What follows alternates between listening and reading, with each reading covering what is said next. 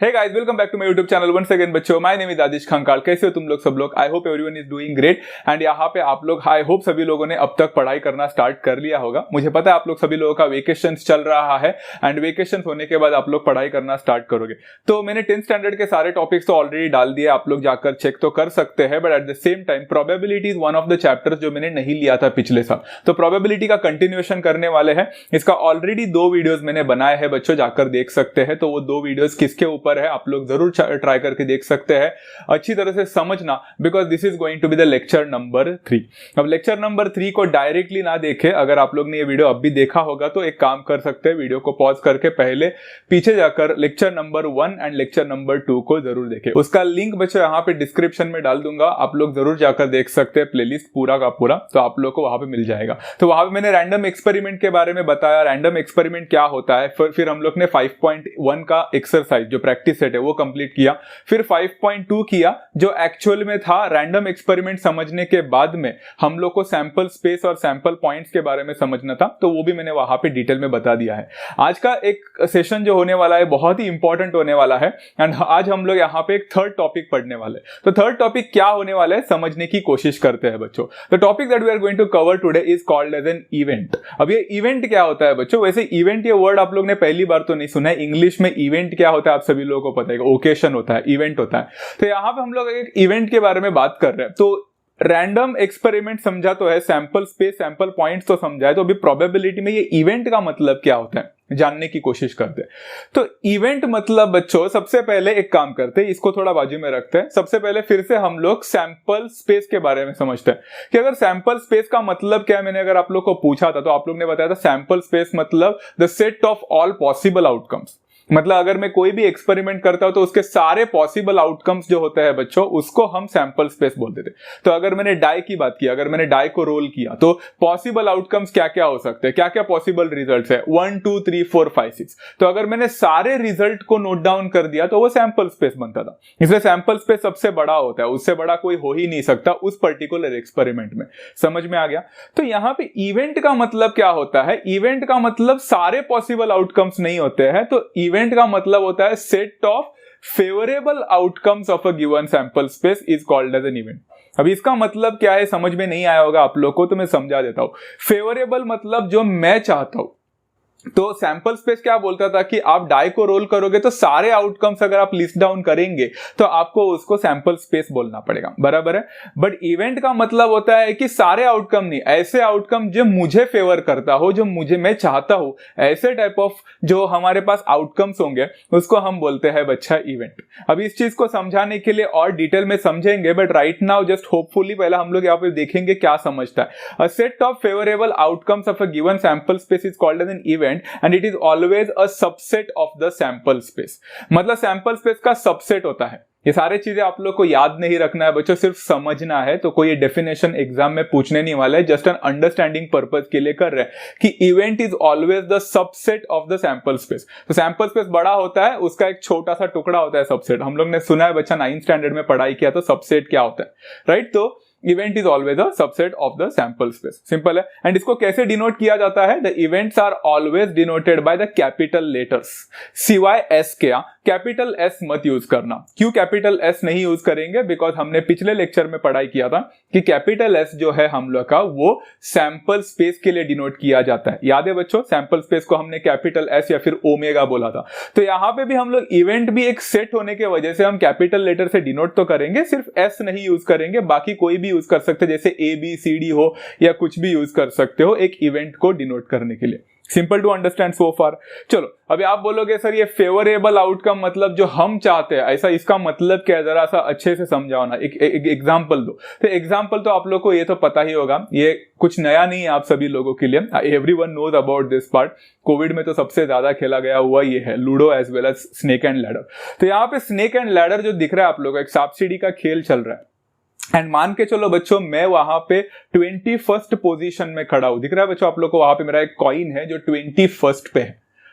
अब जाहिर सी बात है मेरे डाय में कुछ भी आए तो भी मैं आगे ही बढ़ने वाला हूं, बट बट मुझे जीतना है ये गेम को। अगर मुझे गेम को जीतना है, जल्दी जल्दी जीतना है, तो जाहिर सी बात है मैं सांप से बच के रहूंगा एंड मैं यहाँ पे लैडर की खोज में रहूंगा। तो यहाँ पे मुझे लैडर नजदीक में ही कहीं ना कहीं तो दिख रहा है। तो वो लैडर कहाँ पे है बच्चों? अगर आप लोग देखोगे वो 23rd पोजीशन में है, राइट। अब मेरे दाएं में कुछ भी आ जाए मुझे फर्क तो पड़ता है नहीं, वैसे भी मैं आगे ही जाने वाला हूं। बट सबसे ज्यादा खुशी कब होगी बच्चों मुझे? जब मुझे मेरे डाय में, अगर मैंने डाय यहाँ पे फेंक दिया तो मेरे डाय में ऐसा कौन सा नंबर आना चाहिए जिसके वजह से मुझे यहाँ पे है ना जीतने के चांसेस मेरे ज्यादा हो जाएंगे। जाहिर सी बात है 21 में हूं तो 23 में आऊंगा, मतलब मेरे डाय में 2 आना चाहिए। अगर मेरे डाय में 2 आ जाता है तो जाहिर सी बात है मैं 23 को वहां पे जाकर डायरेक्टली मैं लैडर में जाकर 41 में पहुंच सकता हूं। तो दिस विल बी समथिंग जो मैं चाहता हूं कि मेरे पास हो। अगर डाय फेंकूंगा तो ये फेवर करता हूं मैं यहाँ पे। तो मेरे डाय में ऐसा कौन सा नंबर आए जो मेरे फेवर में हो बच्चा, तो I can say over here the favourable outcome out of all the outcomes 1 2 3 4 5 6, इन सारे आउटकम्स में से जो फेवरेबल आउटकम है, जो मैं चाहता हूं, वो कौन सा रहेगा बच्चा? 2 रहेगा। And that is what is called as an event. And event कुछ ऐसा लिखा जाएगा, A is equal to curly bracket में 2। इसका ये मतलब होता है बच्चा A इज एन इवेंट जहां पे मुझे 2 मिले एंड मुझे 2 मिल गया तो ये मेरा इवेंट हो गया। एंड आप लोग देख सकते हो जो 2 आपको मिला है that is nothing but the subset of the sample space itself. As simple as that. कितना इजी है ना बच्चों इवेंट। मतलब सारे चीजों को अगर आप लोग ने एक साथ लिख लिया तो वो सैंपल स्पेस हो गया, सारे आउटकम लिख लिए तो, एंड जो मैं चाहता हूं वो आउटकम लिखा तो इवेंट बन गया। बड़ा सिंपल है। चलो तो इससे रिलेटेड आज क्वेश्चन आंसर्स करेंगे। इवेंट ही आज हम लोग पढ़ने वाले हैं। इवेंट से रिलेटेड जितने भी क्वेश्चन आंसर्स है आज हम लोग कंप्लीट करेंगे। इन शॉर्ट बोलने जाएंगे तो यहाँ पे प्रैक्टिस सेट 5.3 के बारे में बात करेंगे। So we are going to entirely cover 5.3 today. पूरा का पूरा 5.3 के 6 क्वेश्चन आज हम लोग कंप्लीट करेंगे। Let's start with the first one. तो यहाँ पे बच्चों right the sample space S, number of sample points n of s, each of the following experiments का, also write the event ABC and in the set form and also write n of A, n of B and n of C। मतलब बहुत बड़े बड़े questions होने वाले हैं but बड़े simple होते हैं। आपको सैंपल स्पेस निकालना है, सैंपल पॉइंट्स निकालना है, फिर ABC लिखना है, फिर उसके n of A, n of B और n of C निकालना है। ओके चलो देखते हैं कैसे टाइप ऑफ क्वेश्चंस होंगे। क्वेश्चन नंबर 1 यहाँ पे है 1 die is rolled। अगर एक डाई रोल किया तो सबसे पहला इवेंट है वो हम लोग को इवेंट देके रहेंगे। वो लोग इवेंट क्या देंगे? तो इवेंट ए जो है वो है even number on the upper face आना चाहिए। अपर फेस का मतलब होता है जब डाई को रोल करते तो ऊपर का फेस, हम हमेशा ऊपर का ही तो फेस देखते हैं ना, आजू बाजू का थोड़ी ना देखते हैं। तो अपर फेस मतलब ऊपर जो नंबर आया है उसको हम बोलते हैं अपर फेस। तो event A is even number आना चाहिए अपर फेस, ये मैं फेवर कर रहा हूं। चलो ठीक है, इसका सोल्यूशन देखते हैं बच्चों। 1 die is rolled, अगर मैं डाई को रोल करता हूं तो सबको पता है बच्चों कि मेरा सैंपल स्पेस क्या आएगा। सबसे पहले हमें सैंपल स्पेस निकालना है। Sample space will be S is equal to 1 2 3 4 5 6। सारे नंबर्स आ जाएंगे बच्चों, बिकॉज आउटकम, सारे पॉसिबल आउटकम्स को ही हम सैंपल स्पेस बोलते हैं। एंड बाद में उन्होंने हमसे मांगा है n of s कितना होगा, तो n of s will be equal to 6। ये बड़ा सिंपल टॉपिक है, ये हमने पिछले लेक्चर में भी पढ़ाई किया था। तो आज हम लोग क्या पढ़ेंगे आगे जाकर कि हम लोग अभी इवेंट के बारे में भी देखेंगे। इवेंट ए क्या बोलता है कि मुझे इवन नंबर चाहिए अपर फेस पे।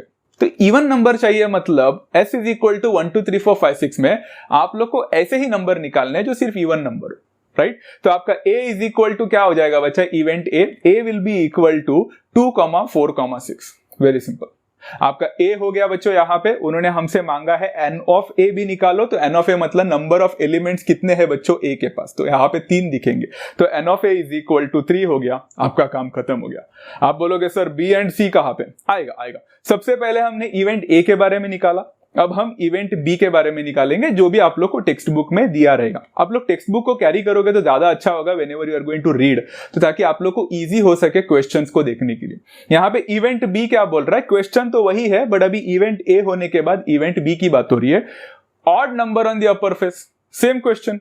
तो यहाँ पे आप लोग देख सकते हो बच्चों, अभी है ना मैंने यहाँ पे सैंपल स्पेस को फिर से नहीं लिखा है बिकॉज वो वाला पार्ट वहां पे खत्म हो गया। सैंपल स्पेस एक बार लिख लिया ना मैंने पिछले क्वेश्चन में, तो बार बार नहीं लिखूंगा बिकॉज अगर वो क्वेश्चन हम लोग को ये दोनों क्वेश्चन एक साथ मांगते हैं तो आपको बार बार सैंपल स्पेस लिखने की जरूरत नहीं पड़ती। तो सैंपल स्पेस एक बार, सैंपल पॉइंट्स एक बार लिखोगे, बाद में event A, event B, event C एक साथ लिख सकते हो, बराबर है। तो यहाँ पे इवेंट बी बोलता है odd number on the upper face.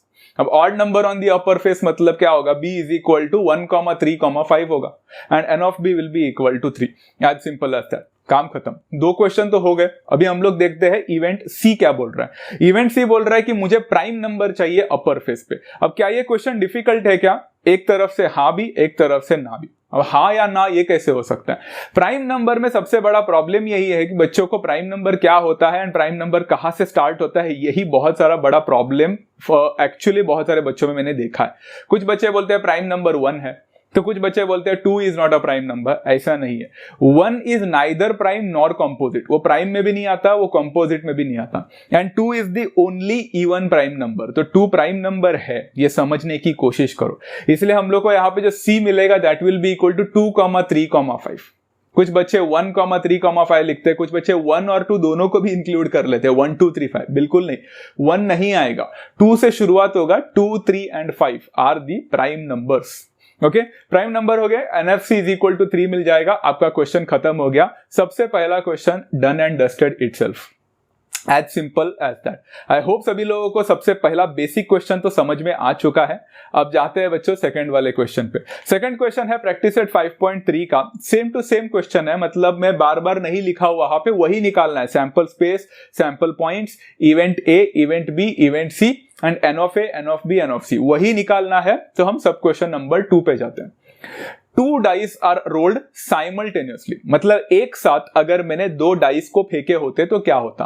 अब इसके बारे में हमने सेकंड लेक्चर में पढ़ाई किया है कि एक डाई के जगह पे अगर मैं 2 डाइस को फेंकता हूं तो मुझे क्या आंसर मिलता है, तो हमें वो पूरा लिखना पड़ेगा। इवेंट ए क्या बोलता है, the sum of the digits on the upper faces is a multiple of 6। Multiple of 6 मतलब 6 के टेबल में आना चाहिए। कौन? Sum of the digits on the upper face. ऊपर जो आप लोग को जो फेसेस में नंबर मिल रहे हैं उनका अगर एडिशन करेंगे तो हमें 6 के टेबल में आने वाले नंबर्स मिलने चाहिए। बड़ा सिंपल है। यहां पे देखो बच्चों, सबसे पहले है 2 डाइस अगर मैं रोल करता हूं साइमल्टेनियसली तो मैं S का वैल्यू मुझे क्या मिलेगा, यही सब मिलेगा बड़ा। क्या ये हमें एग्जाम में लिखना है? हाँ। क्या ये थोड़ा बोरिंग लगेगा? डेफिनेटली। बट क्या इससे मार्क्स मिलते हैं? एकदम मस्त। तो यहाँ पे अच्छी तरह से करके जाओ इसको, 1 1 1 2 1 3 1 4 ऐसे करके जाना, गलतियां मत करना, एकदम अच्छी तरह से लिखो, प्रैक्टिस से हो जाएगा। तो S मिला, N ऑफ S भी मिल जाएगा 36। ये हो गया हमारा सबसे पहला काम। उसके बाद में इवेंट ए की बात हो रही है। तो इवेंट ए क्या बोलता है कि अगर मैं 2 डिजिट को ऐड करता हूं, वो डाई में जो हम लोग को मिला ना, 2 डाइस में जो नंबर्स मिले हैं उनको ऐड करता हूं तो वो 6 के टेबल में आने वाले नंबर्स होने चाहिए। जरा चेक करो बच्चों, स्टार्टिंग से 1 और 1, 1 + 1 2 होता है, 6 के टेबल में नहीं आता। 1 + 2 3 होता है, 6 के टेबल में नहीं आता। ऐसे करते जाओ बच्चों, आप लोग को सबसे पहला नंबर कौन सा मिलेगा जो 6 के टेबल में जाता है? 1,5। वेरी गुड, क्योंकि हमें यहाँ पे सम करना है तो इवेंट ए में सबसे पहला नंबर जो आएगा वो 1,5 है, because 1 + 5 gives me 6। 6 comes in the table of 6. It's a multiple of 6. बराबर है। ऐसे और ढूंढते जाओ बच्चों, ऊपर तो हो गया, पहले वाले रो में तो हो गया, दूसरे वाले रो में कौन है? 2,4। वेरी गुड बच्चा। फिर कौन आएगा? 3,3। Then it will be 4,2। Then it will be 5,1। बहुत सारे बच्चे इधर ही आकर रुक जाते हैं, लोगों को लगता है कि खत्म हो गया। बिल्कुल नहीं, और थोड़ा सा एक्सप्लोर करो बच्चों। सारे नंबर्स को ऐड करके 6 वाले तो मिल गए हैं, बट एक और ऐसा नंबर है जिसको ऐड करके 6 तो नहीं मिलता है बट 6 का टेबल में आता है। वो कौन सा? 6,6। मतलब 6,6 का addition is obviously 12। 12 is also multiple of 6, तो इसको भूल मत जाना। तो 6,6 will be the final answer here. And आप लोग देख सकते हो सारे एलिमेंट्स को काउंट करो, 1 2 3 4 5 6 है, तो यहाँ पे N of A will be equal to 6 मिल जाएगा। Simple thing to understand, right. चलो अब ये सेकंड वाला है ना बच्चों, event B, the sum of the digits on the upper faces is minimum 10। मैंने यहाँ पे सैंपल स्पेस को फिर से लिखा है, आपको एग्जाम में लिखने की जरूरत नहीं है। मैंने लिखा इसीलिए ताकि आप उसको देखकर रेफर कर सको इवेंट बी लिखने के लिए। Is that clear? अब before I proceed for this particular question, मुझे कुछ चीजें आप लोग को बतानी। The sum of the digits on the upper faces is minimum 10। बच्चों यहाँ पे अगर आप 2 नंबर को ऐड करते हो तो आपका जो आंसर आना चाहिए वो मिनिमम 10 आना चाहिए। अब इधर कंफ्यूज हो जाते हैं बच्चे, बोलते हैं मिनिमम 10 मतलब क्या? 10 होना चाहिए ना, चलो 10 ढूंढ लेते हैं। बिल्कुल नहीं, 10 नहीं बोला है उन्होंने बोला है मिनिमम 10 होना चाहिए। अब मिनिमम 10 का मतलब होता है बच्चा कि कम से कम तो 10 होना ही चाहिए, कम से कम 10 होना चाहिए। 10 से ज्यादा हुआ तो भी चलेगा। Didn't quite understand? Let me help you out. बच्चों अगर मैं आप लोगों को बोलता हूं कि आपको पास होने के लिए कितने मार्क्स चाहिए, तो आप बोलते हो सर मिनिमम 35% तो चाहिए, मिनिमम 35 चाहिए। तो अगर मैंने आपको बोला कि कैटेगरी है पास होने का 35% तो होना चाहिए मिनिमम, तो अगर आपको 36% मिला तो आप पास नहीं हुए क्या? डेफिनेटली हुए। So whenever certain person says कि मिनिमम आपका रिक्वायरमेंट है पास होने का 35, तो इसका मतलब है कि आपको 35 मिलेगा तो भी चलेगा, 35 से ज्यादा मिलेगा तो भी चलेगा। मिनिमम 35 है, 35 से कम नहीं होना चाहिए।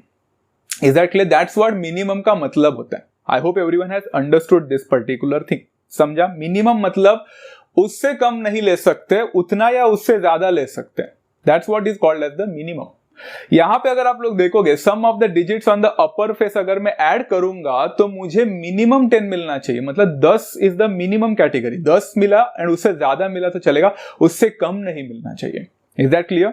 तो काउंट करो। तो यहां पे सबसे पहले तो उन्होंने बोला मिनिमम 10 मतलब 10 तो आएगा उसमें, तो 10 वाले कौन से नंबर से चेक करो। तो सबसे पहला नंबर मुझे मिलेगा 4,6। कैन यू सी बच्चा? b is equal to 4,6 because 4 + 6 10 होता है। फिर आप लोग देखोगे मैंने क्या किया मालूम है, सिर्फ पहले 10 वाले सारे नंबर ढूंढे। तो 4,6 के बाद में 5,5 आएगा बिकॉज वो भी 10 देता है। फिर 6,4 आएगा, वो भी 10 देता है। तो 10 मिला, तो मिनिमम 10 है, मतलब ज्यादा से ज्यादा कुछ भी चलेगा, तो 11 भी चल जाएगा। तो 11 मतलब 5,6 will also do and 6,5 will also do because वो उससे 11 मिल रहा है। एंड यहाँ पे बाद में 6,6 भी चलेगा बिकॉज उससे 12 मिल रहा है। तो ये सारे के सारे नंबर्स मिनिमम 10 के कैटेगरी में बैठ रहे हैं।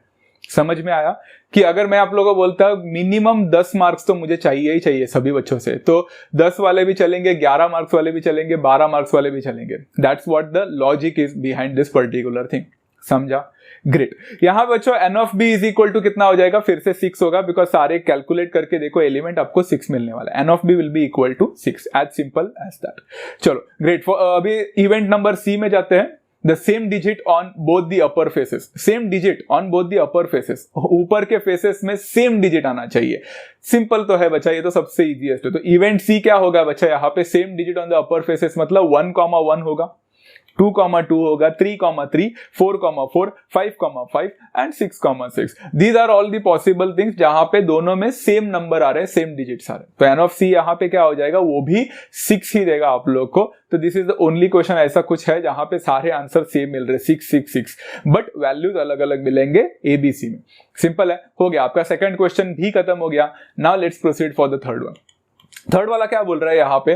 3 कॉइन्स आर टॉस्ड साइमल्टेनियसली। बच्चों ये वाला पार्ट अगर आप लोग को कंफ्यूजिंग लग रहा है अभी 3 कॉइन्स का जो मैं आप लोग को यहाँ पे बताने वाला हूं, तो प्लीज फिर से बोलता हूं सेकंड लेक्चर में जाकर वहां पे मैंने आप लोग को बताया है कि इवन दो आप लोग 3 कॉइन्स को लिख तो सकते हैं, HHH, HHT, HTH वगैरह लिख तो सकते हैं, बट एग्जाम में अगर आप लोग को टाइम थोड़ा कंज्यूम ज्यादा होता होगा, अगर आप लोग को सोचने में टाइम लगता होगा, तो आप लोग को मैंने एक पार्ट सिखाया बच्चों सेकंड लेक्चर में कि कैसे इसको समझ सकते हैं आप लोग। 3 कॉइन्स आर टॉस साइमल्टेनियसली को 2 कॉइन्स के द्वारा, HH, HT, TH, TT, HH, HT, TH, TT, ऊपर के रो में सारे H डाल दो, नीचे के रो में सारे T डाल दो। ये वाला कॉन्सेप्ट मैंने बताया है, जाकर सेकंड लेक्चर में जाकर देख लेना, आपको समझ में आ जाएगा। तो यहाँ पे वही होने वाला है कि अगर 3 कॉइन्स टॉस्ड साइमल्टेनियसली है तो आपके पास यहाँ पे ऐसे कुछ वैल्यू मिलेंगे, HHH, HTH, THH, TTH, सारे पॉसिबिलिटी। ये सारे पॉसिबिलिटीज एन ऑफ एस हो जाएगा बच्चों, and that will be equal to 8। तो यहाँ पे N of S is equal to 8 मिल गया, हमारा पहला काम हो गया। सेकंड है बच्चों यहाँ पे अभी हम लोग को कंडीशन निकालना है।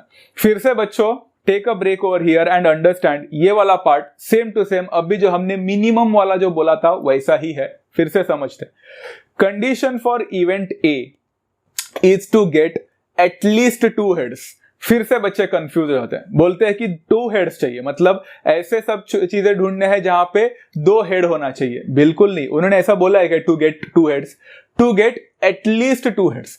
एटलीस्ट का मतलब होता है बच्चा फिर से मिनिमम, एटलीस्ट का मतलब होता है मिनिमम।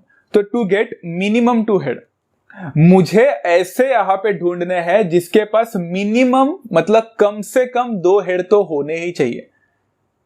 2 हेड तो होने ही चाहिए, 2 से ज्यादा होंगे तो और भी बेहतर, बट कम से कम कैटेगरी क्राइटेरिया ही है कि 2 होने चाहिए। 2 से कम हुआ नहीं चलेगा, मिनिमम 2 हेड होना ही चाहिए। Is that clear? That's the minimum criteria कि 2 होना चाहिए, 2 से कम हुआ नहीं चलेगा, 2 से ज्यादा हो गया मेरे को क्या फर्क पड़ता है, 2 तो है ना बस है, ऐसा वाला category. Is that clear? So to get at least 2 heads मतलब टू गेट कम से कम 2 तो होने ही चाहिए, 2 से ज्यादा होंगे तो बेस्ट है। तो यहां पे HHH आ जाएगा क्या बच्चों? आएगा, क्योंकि N ऑफ A यहां पे A is equal to HHH में मिनिमम 2 हेड है, कम से कम 2 क्या, इसके पास तो 3 है, मतलब कम से कम 2 में तो आराम से बैठ रहा है। फिर HTH क्या इसके पास कम से कम 2 है? हाँ है, HTH आएगा। THH क्या इसके पास कम से कम 2 है? फैंटास्टिक, ये भी आएगा। TTH क्या इसके पास कम से कम 2 है? नहीं, इसके पास 2 से कम है, चलेगा नहीं। फिर HHT चलेगा, फिर HTT बिल्कुल नहीं, THT बिल्कुल नहीं, TTT बिल्कुल नहीं। So these are the categories, ये ऐसे नंबर्स है, ये ऐसे जो पॉसिबल आउटकम्स है जिनके पास मिनिमम कम से कम 2 तो है ही, उससे ज्यादा भी है, उससे कम बिल्कुल नहीं है। समझ में आ गया? इसलिए HHH, बहुत सारे बच्चे वो HHH जो है ना वो भूलते हैं, वो नहीं लिखते, उधर ही कंफ्यूज होते हैं कि वो कैसे आ गया, हमें तो 2 बोला था 3 कैसे लिखा। 2 नहीं बोला है उन्होंने, बोला है कम से कम 2 होने चाहिए, उससे ज्यादा हो गया तो चलता है। तो यहां पे N of A is equal to 4 हो जाएगा, वेरी सिंपल। चलो पहला काम हो गया, अब दूसरे में जाते हैं। कंडीशन फॉर इवेंट B, ये ज्यादा इजी है, to get no head at all, मुझे हेड चाहिए ही नहीं, मुझे यहाँ पे हेड से नफरत है, तो HHH नहीं चलेगा, HTH, THH, TTH, HHT, HTT, THT, हर जगह पे अगर आप देखोगे तो एक ना एक तो हेड है ही। यहाँ पे बोलते हैं मुझे हेड ही नहीं चाहिए, सिर्फ एक ही पॉसिबल आउटकम है, and that is equal to TTT। Is that clear? So N of B will be equal to 1 हो जाएगा, काम खत्म, बहुत सिंपल। Okay, next going further for the next one बचा कंडीशन फॉर इवेंट C क्या है? To get head on the second coin. आपको हेड चाहिए यहाँ पे, बट इस बार जो आपको हेड चाहिए वो सेकंड कॉइन में आना चाहिए। अगर आप देख सकते हो HHH में सेकंड कॉइन वो है जो मिडल में है, बराबर है, उसको सेकंड कॉइन बोलेंगे। एंड मुझे ऐसे ही आउटकम्स चाहिए जिसमें मिडल वाला जो नंबर है, मिडल वाला जो लेटर है वो आपका हेड होना चाहिए। तो HHH चलेगा, बिल्कुल चलेगा। So C is equal to HHH। HTH बिल्कुल नहीं, मिडल में टेल है। THH चलेगा, TTH नहीं, HHT यस, HTT नहीं, THT यस, TTT बिल्कुल नहीं। So these are the possible outcomes जहां पे आपको सेकंड कॉइन में हेड मिल रहा है, वेरी सिंपल। आप लोग को यहाँ पे मिलेगा बच्चा N of C is equal to 4, and that's how you complete with this question as well, and it is as simple as that, right. चलो क्वेश्चन नंबर 4 में जाते हैं बच्चों। अभी ये है 2 digit numbers are formed using digits 0, 1, 2, 3, 4, 5 without repetition of the digits। ये word मैंने आप लोग को पहले भी बोला था बच्चा, हम लोग ने पिछले लेक्चर में पढ़ाई किया था, सेकंड लेक्चर में, कि विदाउट रेपिटेशन का मतलब क्या होता है कि अगर आपने एक डिजिट को ले लिया तो अगर आप 2 डिजिट बना रहे हो तो वही डिजिट फिर से नहीं ले सकते। मतलब ऐसे नंबर जैसे 11, 22, 33, 44, 55 नहीं चलेगा, क्योंकि आपने 4 को एक बार लिया तो 2 डिजिट बनाने के लिए फिर से 4 नहीं ले सकते, इसको रिपीटेशन ऑफ द डिजिट बोलते हैं। इन्होंने बोला है without repetition of the digit, तो आपको डिजिट को रिपीट नहीं करना है, बराबर है, सिंपल। तो यहां पे बच्चों कंडीशन भी दिया है इवेंट A का कि number formed is even, but वो हम लोग बाद में देखते हैं। सबसे पहला आएगा बच्चा यहां पे 2 डिजिट फॉर्म्ड अगर है 0, 1, 2, 3, 4, 5 से अगर रिपीट नहीं करना हो तो हम कैसे बना सकते हैं? अब यहां पे मैं 0 से शुरुआत कर सकता हूं क्या? बिल्कुल नहीं, क्योंकि अगर मैंने 0 लिया एंड दूसरा नंबर 1 लिया तो ये हो जाएगा बच्चा 0, 1। 0, 1 is not at all a 2 digit number. भले ही यहां पे 2 डिजिट आता हुआ दिख रहा है, बट सभी लोगों को पता है कि 0, 1 का मतलब ही 1 होता है। तो कोई भी नंबर यहां पे आप 0 से शुरुआत करके ले ही नहीं सकते, तो आपको 0 से शुरुआत नहीं करना पड़ेगा, आपको शुरुआत करना पड़ेगा 1 से।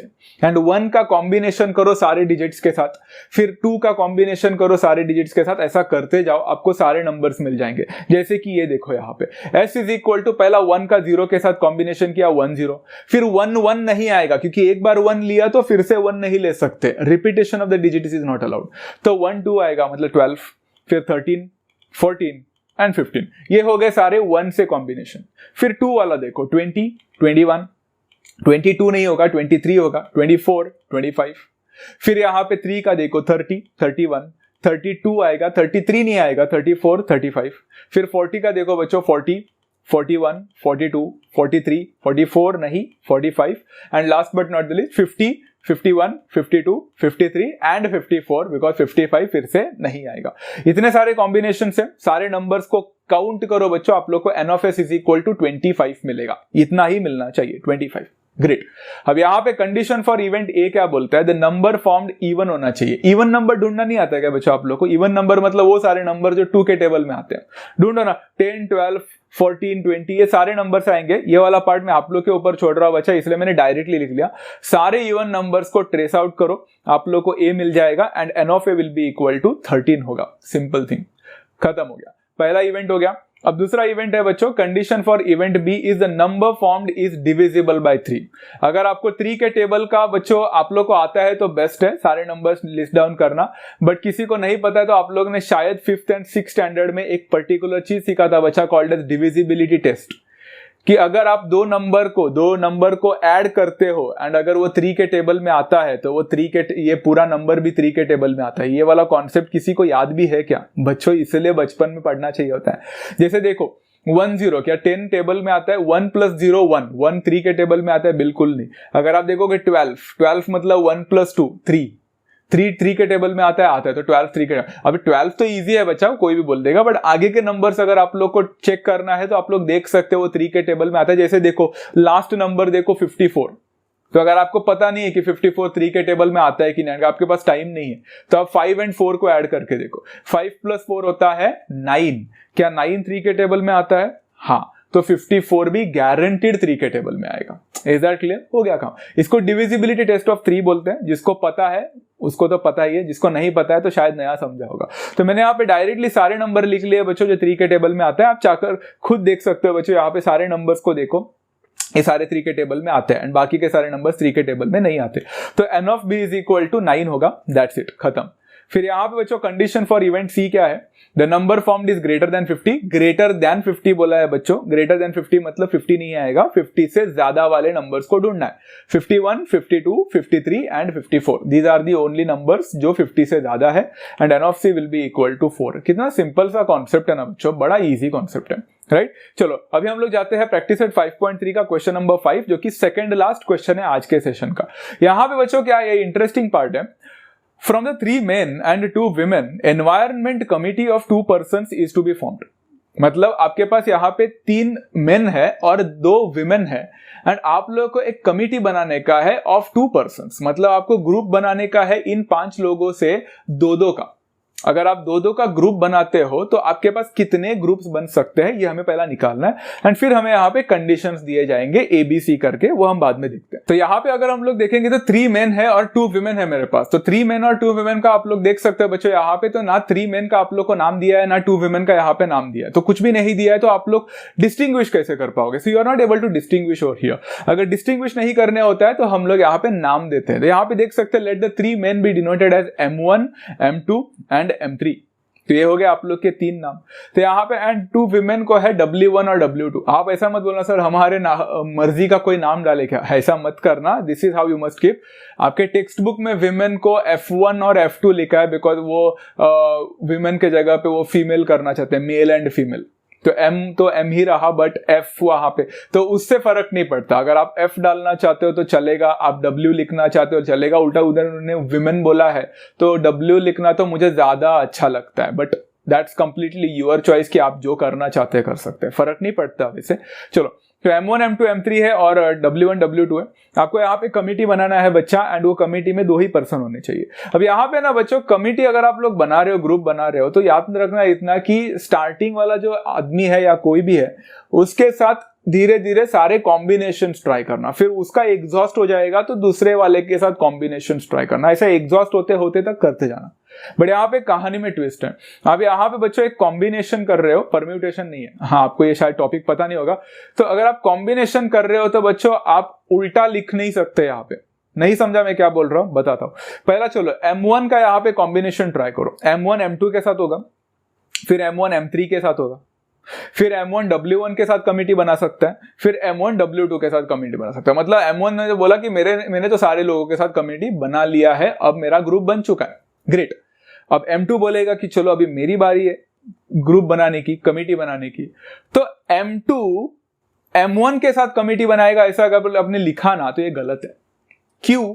क्योंकि बच्चों M2 M1 अगर आप लिखते हो तो आप देख सकते हो सबसे पहले में ही M1 और M2 उन दोनों का कमिटी ऑलरेडी बन चुका है बच्चों, ग्रुप बना है। अगर आप M2 M1 लिखते हो तो उससे फर्क नहीं पड़ता है, वो आफ्टर ऑल वो दोनों का ही ग्रुप है।